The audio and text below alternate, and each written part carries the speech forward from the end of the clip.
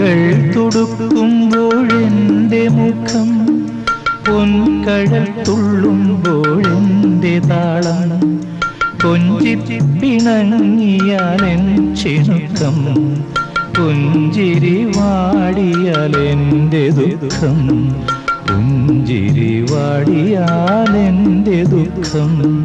തിങ്കൾ തുടുക്കുമ്പോഴെന്റെ മുഖം, പൊൻകഴൽ തുള്ളുമ്പോഴെന്റെ താളം, കൊഞ്ചിപ്പിണങ്ങിയാലെൻ ചിണുക്കം, പുഞ്ചിരി വാടിയാലെന്റെ ദുഃഖം, പുഞ്ചിരി വാടിയാലെന്റെ ദുഃഖം. ഓർമ്മയിലെന്നും കുരുന്നു തന്നെ, ഓമന ഉണ്ണികളരുമ തന്നെ.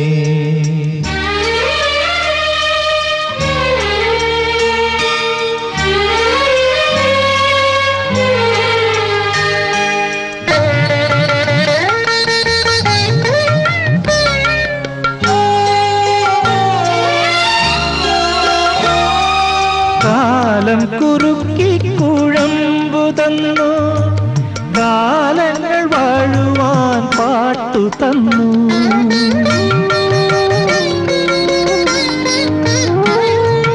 കാലം കുറുക്കി കുഴമ്പു തന്നു, കാലങ്ങൾ വാഴുവാൻ പാട്ടു തന്നു. കാറ്റിന്റെ വള്ളിയിൽ വാനിൽ പറക്കുമ്പോൾ കാവലായെന്നും കൂടെ വന്നു, കാവലായെന്നും കൂടെ വന്നു. ഓർമ്മയിലെന്നും കുരുന്നു തന്നെ, ഓമന ഉണ്ണികളരുമ തന്നെ.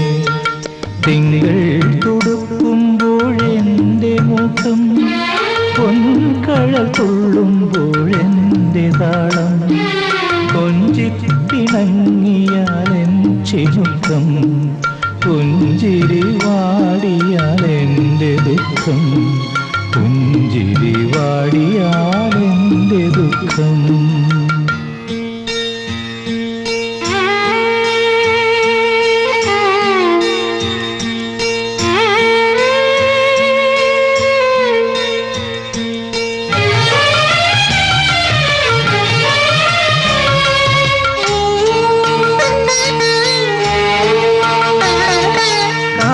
നിഴലുണ്ടും നീലാവു തന്നു, വേനലായി നിന്നും മഴ ചൊരിഞ്ഞു.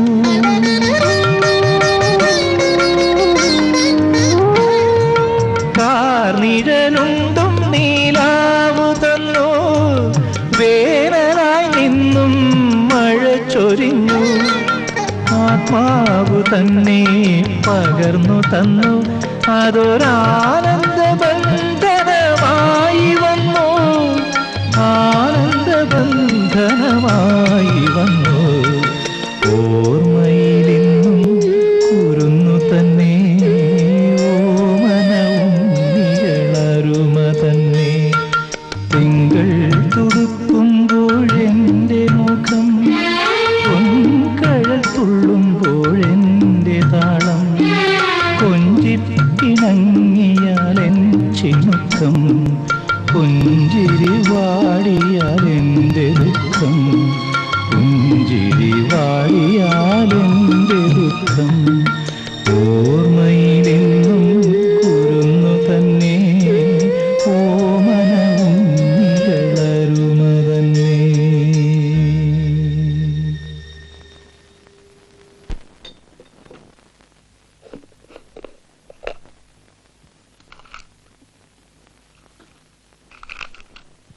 അമ്മേ, ഞാൻ ആലോചിക്കായിരുന്നു, വല്ലാത്തൊരു ജന്മം എൻ്റെത്. ശരിക്കും പറഞ്ഞാൽ തീരെ ആവശ്യമില്ലാത്തൊരു ജന്മം. ചെയ്യുന്നതൊന്നും അങ്ങോട്ട് ശരിയാവുന്നുമില്ല, ശരിയാണെന്ന് തോന്നുന്നത് ചെയ്യാനും പറ്റുന്നില്ല. എന്താണെന്ന് പറ. ഞാൻ എങ്ങോട്ടെങ്കിലും അങ്ങ് പോയാലോ അമ്മേ? ഇവിടെ ഇങ്ങനെ ശ്വാസം മുട്ടി കഴിഞ്ഞിട്ട് മടുത്തു. നിയന്ത്രണം വിട്ടാ ചിലപ്പോ അതോടെ സകലവും തീരും. ദൂരെ എവിടെയെങ്കിലും ആണെങ്കിൽ ഒന്നും കാണാതെ കഴിക്കാമല്ലോ. അരുത് മോനെ, അങ്ങനെയൊന്നും ചിന്തിക്കരുത്. നീയും കൂടെ ഇവിടെ ഇല്ലെങ്കിൽ പോകരുത്. നീ പോയാൽ ഞങ്ങളെ അവൻ കൊല്ലും. മോനെ സുധാര,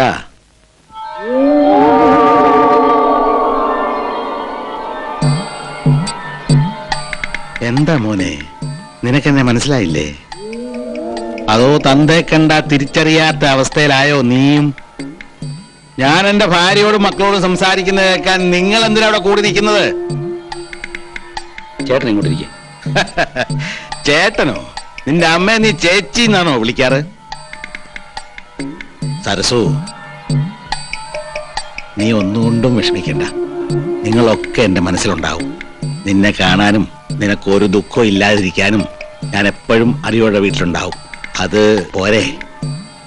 അച്ഛാ, ഓ ഞാൻ പോയ പിന്നെ അച്ഛന് കള്ളൊക്കെ കിട്ടാറില്ലേ? ഓ സുധാകര, അച്ഛനെ പൊന്നുപോലെ നോക്കണം. എന്താ ഇവിടെ? എടാ കള്ളക്കണാരാ,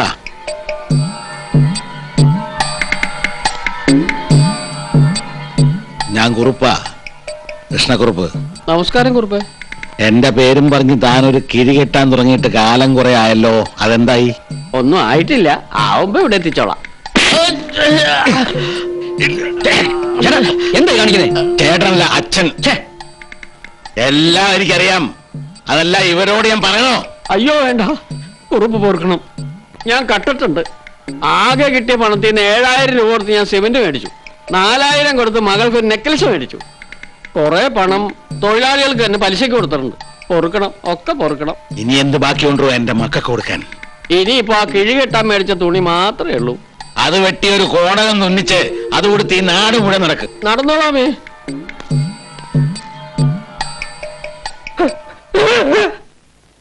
എന്താ സുധാകര, ഇതെന്താ എല്ലാവരും ഇവിടെ? വിശ്വസിക്കില്ല, വിശ്വസിക്കില്ല, വിശ്വസിക്കില്ല. ഞാനിതൊരു കാലത്തും വിശ്വസിക്കില്ല.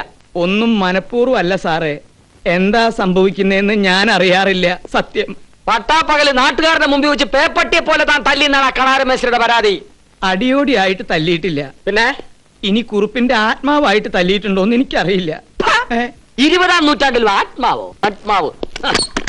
മോനെ രാംകുമാരാ, രാത്രി എന്നെ ലോക്കപ്പ് ഇടുകയാണെങ്കിൽ മോൻ എനിക്കൊരു കമ്പിളിപ്പുതപ്പ് തരണം. ഇതിനകത്ത് നല്ല തണുപ്പാ. നിനക്ക് ഓർമ്മയുണ്ടോന്നറിയില്ല, പണ്ടൊരു ദിവസം ഗുരുവായൂരിന്ന് വരുമ്പോ ഞാൻ നിന്റെ വീട്ടിൽ കയറി. അന്ന് നിന്റെ അമ്മ പുതയ്ക്കാൻ എനിക്ക് ചോന്നൊരു കമ്പിളി തന്നിരുന്നു. അതുപോലെ ഒരെണ്ണം തന്നാ മതി. ഞാനും അടിയോടിയും ഒരുമിച്ച് പുതച്ചോളാം.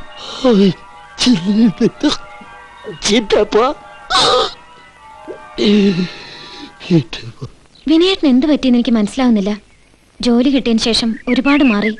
എന്നെ കാണണമെന്നില്ല, സംസാരിക്കണമെന്നില്ല. സത്യം പറയണം, ഞാനൊരു ശല്യമായി തുടങ്ങിയോ? എന്താ ഇങ്ങനെയൊക്കെ പറയുന്നത്? വീട്ടിലെ കാര്യങ്ങളൊന്നും നിനക്കറിയില്ല. അച്ഛൻ മരിച്ചതിന് ശേഷം എന്നും പ്രശ്നങ്ങളാണ്. എന്ത് പ്രശ്നങ്ങൾ? അതൊക്കെ നിന്നോട് പറയാൻ പറ്റുമോ? ഇതന്നെ ഞാൻ പറഞ്ഞത്, എന്നോട് പഴയ പോലുള്ള അടുപ്പമില്ലാന്ന്. അടുപ്പമില്ലാഞ്ഞിട്ടാണോ സന്ധ്യയെ? നിനക്ക് മനസ്സിലാകാത്ത ഒരുപാട് കാര്യങ്ങളുണ്ട്. അതൊക്കെ ഒന്ന് ഒതുങ്ങട്ടെ ആദ്യം. അപ്പോഴേക്കും മറ്റാരെങ്കിലും എന്റെ കഴുത്തിൽ താലി കെട്ടിയിരിക്കും. അതിന് ഞാൻ കൂടെ സമ്മതിക്കണ്ടേ? സ്വന്തമായിട്ടൊരു ഫ്ലാറ്റ് വാങ്ങാൻ ഞാൻ അഡ്വാൻസ് കൊടുത്തിട്ടുണ്ട്. അച്ഛന്റെ ഇൻഷുറൻസ് എമൗണ്ട് ഉടനെ കിട്ടും. അതോടെ കല്യാണവും കഴിഞ്ഞ് നമ്മൾ പുതിയ ഫ്ലാറ്റോട് താമസവും മാറ്റും.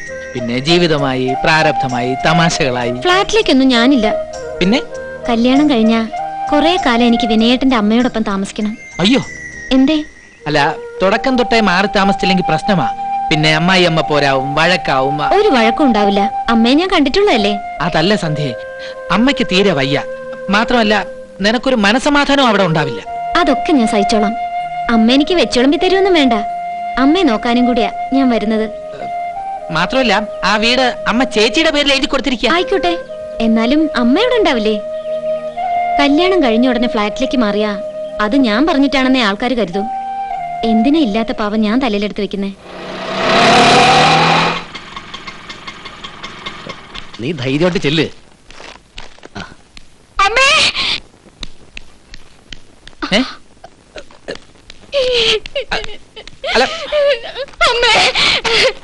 ഞാനും കണ്ടു അമ്മേ, ഞാനും കണ്ടു. ഇതിങ്ങനെ ഒരു അത്ഭുതത്തിൽ കൊണ്ടെത്തിക്കുന്നു ഞാനും വിചാരിച്ചില്ല. പറഞ്ഞാ വിശ്വസിക്കില്ല. അളി ഇങ്ങോട്ട് നോക്കിയേ. ഇന്നലെ രാത്രി മുതൽ ഞാൻ ഇതുവരെ കണ്ട സുമതിയല്ലേ ഇവള്. കംപ്ലീറ്റ് മാറിപ്പോയി അളിയാ. അർദ്ധരാത്രി തന്നെ ഇങ്ങോട്ട് പുറപ്പെടാൻ നിന്നതാ, പക്ഷെ ഞാൻ പിടിച്ചു നിർത്തി. അതുകൊണ്ടാണ് രാവിലേക്ക് ആക്കിയത് അല്ലേ? നീ ഇങ്ങനെ വെറുതെ ടെൻഷൻ അടിച്ച് അസുഖം കൂട്ടണ്ട, വിശ്രമിക്ക്. ഞാൻ ആ വൈദ്യരെ കണ്ടിട്ട് വരാം. വിവരങ്ങൾ മുഴുവൻ വിശദമായിട്ട് അവള് പറഞ്ഞു തരും. എനിക്കത് പറയാൻ പേടിയാ, നീ പറഞ്ഞു കൊടുക്ക്. നീ എന്തിനാ കരയണേ? എന്ത് കണ്ടെന്നാ പറയുന്നേ? ഞാനും അച്ഛനെ കണ്ടമ്മേ, എന്റെ പൊന്നച്ഛനെ. ഇന്നലെ രാത്രി ഉറക്കം വരാതെ തിരിഞ്ഞു മറിഞ്ഞും കിടക്കുമ്പോഴാ വെള്ളം തരുവോ, ഇത്തിരി വെള്ളം തരുവോന്ന് ആരോ ചോദിച്ച പോലെ തോന്നിയത്. എഴുന്നേറ്റ് നോക്കുമ്പോ ചേട്ടനടുത്ത് പോത്ത് പോലെ കിടന്നുറങ്ങുന്നു. പിന്നെ ആരാ ചോദിച്ചത്? ചേട്ടനല്ലാന്ന് മനസ്സിലായി. ശ്രദ്ധിച്ചപ്പോ കിണറിന്റെ അടുത്തുനിന്നാ വിളിക്കുന്നത്.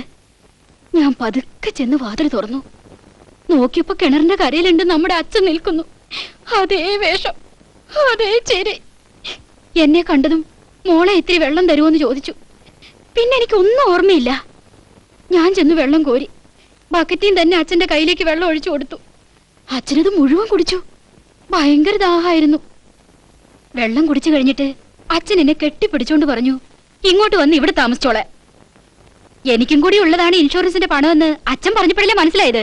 ഇനി ഞാൻ ഇവിടുന്ന് പോവില്ല, തല്ലി കൊന്നാലും പോവില്ല. ഞാൻ പറയുന്നത് നിങ്ങൾ വിശ്വസിച്ചാലും ശരി, ഇല്ലെങ്കിലും ശരി, അച്ഛൻ എന്നെ ജീവനാ. നിങ്ങൾക്ക് എന്നെ വേണ്ടാത്തത്. നീ പ്രസംഗം നിർത്ത്. എന്റെ അടുത്തല്ലാതെ അച്ഛൻ നിങ്ങളുടെ അടുത്ത് വന്നില്ലല്ലോ. അതാ പറഞ്ഞത്, മക്കളിൽ വെച്ച അച്ഛന് ഏറ്റവും ഇഷ്ടം എന്നെയാ. ഇങ്ങോട്ട് പടി. ചേട്ടാ ഞാൻ പറയാം. ഇനി പറയാനുള്ളത് ഇവിടെ പറ.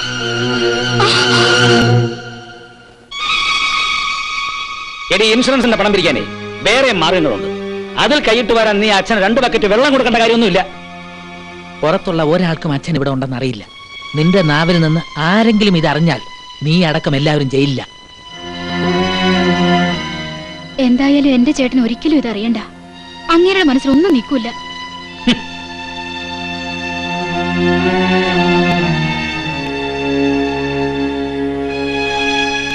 അച്ഛ,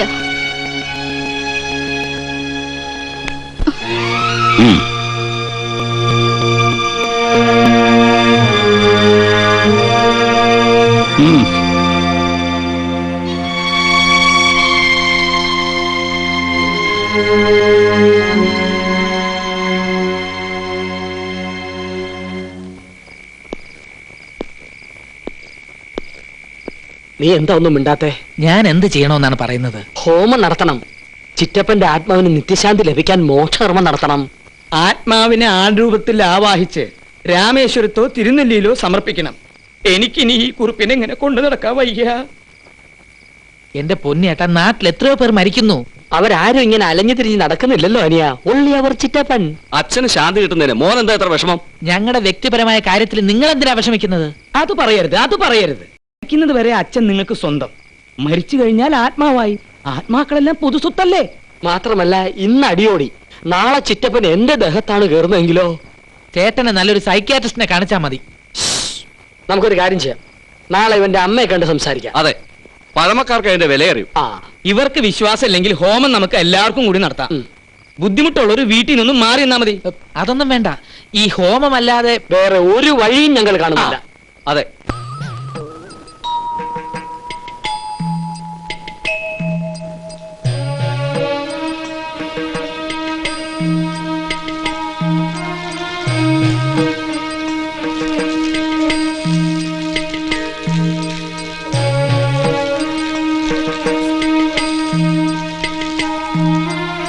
സാർ,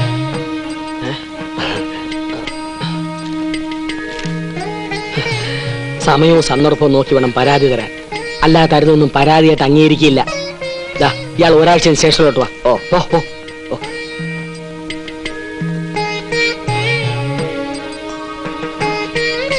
സാർ, ഒരു മിനിറ്റ്.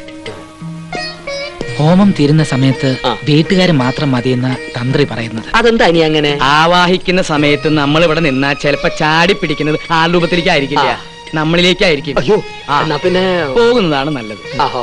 ഇനിയുള്ള കാര്യങ്ങളെല്ലാം ഞാൻ നോക്കിക്കോളാം. ഓക്കെ ഓക്കെ, എല്ലാരും പിരിഞ്ഞു പോകൂ. അല്ല, നമുക്ക് ഒരുമിച്ച് അങ്ങോട്ട് പോവാം. ഓക്കെ, നമുക്ക് ഒരുമിച്ച് പോവാം. പോകോ പോകോ പോകോ പോ പോ.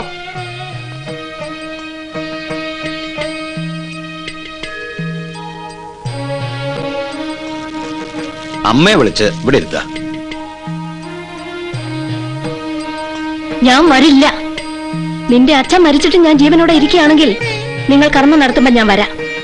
നാട്ടുകാരുടെ മുമ്പിൽ അച്ഛൻ മരിച്ചു കഴിഞ്ഞു, അത് നമ്മൾ അംഗീകരിച്ചേ പറ്റൂ. എനിക്കതൊന്നും അറിയണ്ടെന്ന് പറഞ്ഞില്ലേ? സരസു,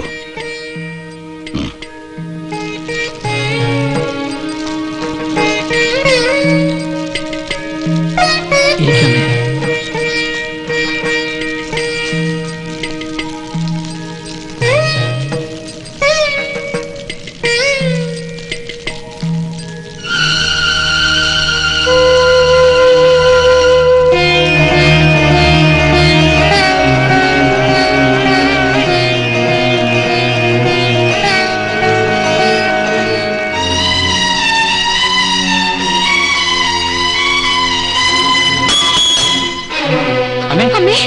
ഒന്ന് വന്നേ.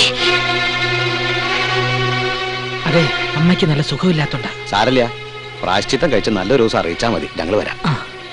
അമ്മേ, എന്നാ വരട്ടെ.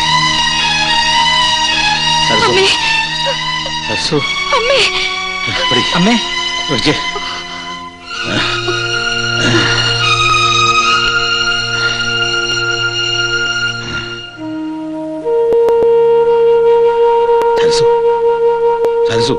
വിനയ, അമ്മ മിണ്ടുന്നില്ല. എനിക്ക് പേടിയാവുന്നു. തല ചുറ്റിയതാ, അല്പ കഴിയുമ്പോ ശരിയായിക്കോളും.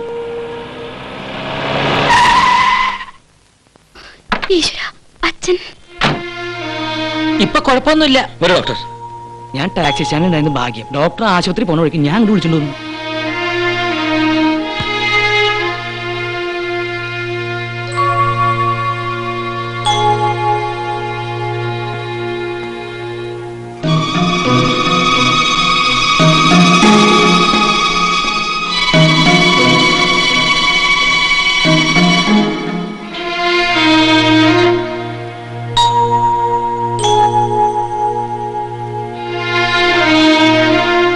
കുറച്ചു നേരം ഉറങ്ങട്ടെ. ഒരു ഫുൾ ചെക്കപ്പ് വേണ്ടി വരും. ഉണരുമ്പോൾ ഹോസ്പിറ്റലിലേക്ക് കൊണ്ടുവരും. ഉണ്ടാ ഡോക്ടർ? ഞാൻ എടുത്തോളാം. ചേട്ടൻ കൂടെ ആശുപത്രി വെച്ചില്ലേ? വേണ്ട പറഞ്ഞു.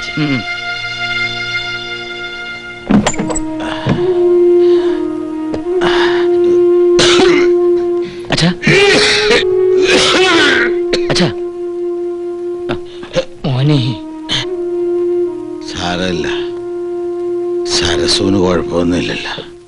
അച്ഛൻ എന്തിനാ ചാടത്തുള്ളി ഇങ്ങോട്ട് പോകുന്നത്? അതിന് മാത്രം ഒന്നും ഉണ്ടായില്ലല്ലോ. അല്ലെങ്കിൽ തന്നെ മനുഷ്യനാകെ ഭ്രാന്ത് പിടിച്ചിരിക്കുക. നാട്ടുകാരും വീട്ടുകാരും എല്ലാവർക്കും എന്റെ സമാധാനം കളയണമെന്നല്ലേ ഉള്ളൂ.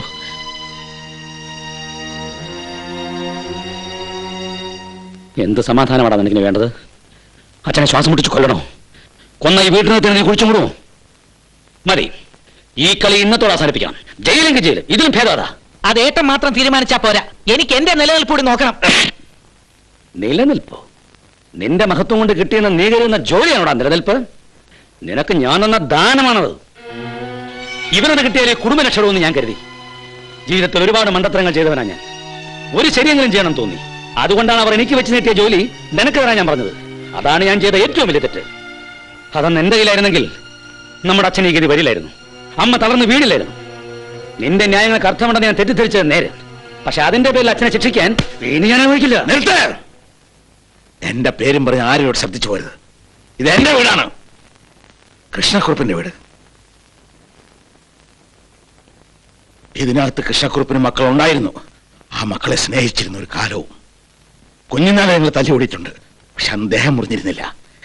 ഇന്നാണെങ്കിൽ നിങ്ങൾ തന്നെ ഒരാളെ കൊല്ലും. അച്ഛാ, ഞാൻ നിങ്ങൾക്ക് അച്ഛനല്ല, ശവമാണ്. ദഹിപ്പിക്കാൻ കഴിയാത്ത ശവം. ഇതിനകത്തൊരു ഇരുട്ട് മുറിയില് ഞാൻ ഒതുങ്ങിക്കൂടിയത് നിന്നെ പേടിച്ചിട്ടല്ലടാ മോനെ, എന്റെ മക്കളെ കണ്ടുകൊണ്ടിരിക്കാൻ വേണ്ടിയാ. പക്ഷെ അച്ഛന് തെറ്റുപറ്റി. എന്റെ മരണം അനുഗ്രഹമായെന്ന അർത്ഥത്തിൽ സംസാരിച്ച നിമിഷമില്ലേ, അന്ന് മുതൽ ഞാൻ നിങ്ങൾ തമ്മിലുള്ള ബന്ധം അവസാനിച്ചു കഴിഞ്ഞു. ഞാൻ സ്നേഹിച്ചു വളർത്തിയ എന്റെ മക്കള്, ലാളിച്ചു വളർത്തിയ മക്കള്, അച്ഛനെ ഓർത്ത് ഒരുപാട് മനസ്സുരുകിയല്ലേ. നന്ദി.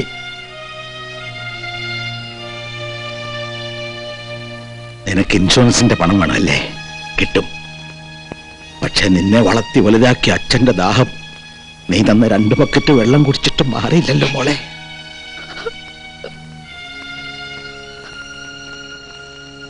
നീ വിഷമിക്കണ്ടടാ.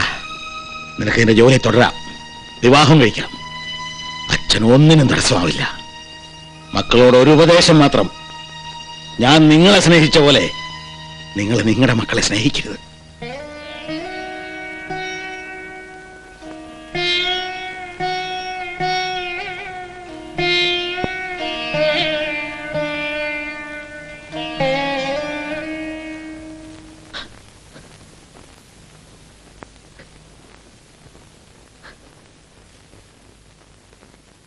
ഇങ്ങനെയൊക്കെ വരുമെന്ന് ഞാൻ കരുതിയില്ല.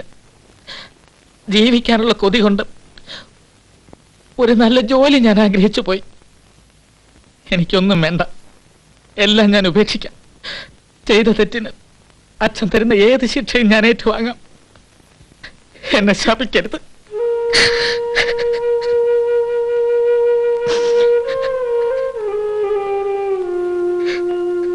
തൃപ്തിയായി. ഏതോ ഒരു ശക്തി നിന്നെ കൊണ്ട് ഇത് പറയിച്ചല്ലോ, അത് മതി. ഇനി ആർക്കും ഉപദ്രവം ഇല്ലാതെ ഇങ്ങനെ ജീവിതകാലം മുഴുവൻ അച്ഛൻ കഴിഞ്ഞോളാം. നീ വിഷമിക്കണ്ട.